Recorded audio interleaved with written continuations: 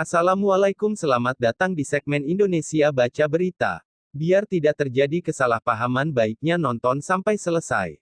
Dilansir @faktakini.net, Jumat tanggal 29 Januari tahun 2021. Faktakini.info, Jakarta, buzzer sebar hoaks Islam agama pendatang dari Arab, ini jawaban tegas Habib Rizik. Mari kita simak videonya. Jadi nggak betul kalau dikatakan Islam itu agama Arab. Enggak, Islam itu agama langit, diturunkan oleh Allah. Jadi jangan mengkerdilkan Islam dengan mengatakan Islam itu agama Arab. Nah yang kedua, mereka katakan Islam itu agama pendatang. Tunggu dulu kalau kita mau bicara soal pendatang.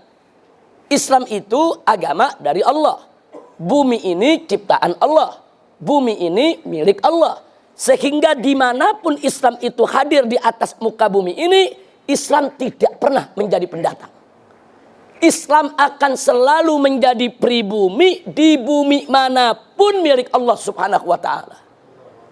Jadi jangan mereka sombong dengan mengatakan Islam itu pendatang. Tidak. Orang Arab di Indonesia pendatang. Orang Cina di Indonesia pendatang. Tapi Islam bukan pendatang, saudara.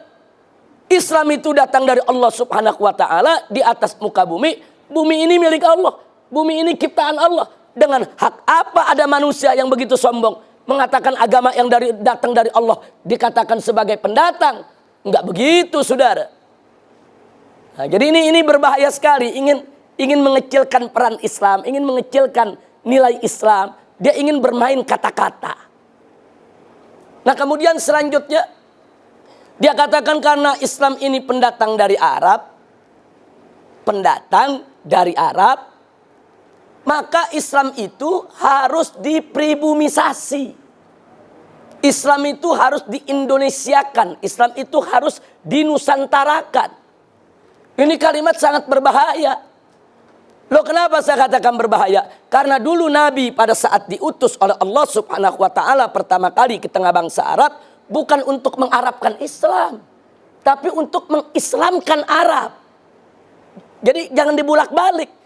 Nabi nggak pernah mengarabkan Islam, ya ikhwan. Nabi itu dulu tugasnya mengislamkan bangsa Arab dan seluruh suku bangsa di dunia. Jadi dulu Nabi mengislamkan Arab, bukan mengarabkan Islam. Nah, jadi kelompok mereka ini yang menyebut dirinya sebagai Islam Nusantara memutarbalikkan persoalan, dan ini sangat berbahaya. Baik, sekarang mari kita lihat. Kalau nanti Islam di Indonesia harus di-Indonesiakan, maka konsekuensinya Islam di Afrika harus di-Afrikakan. Islam di Eropa harus di-Eropakan. Islam di Amerika harus di-Amerikakan. Islam di Cina harus dikinakan.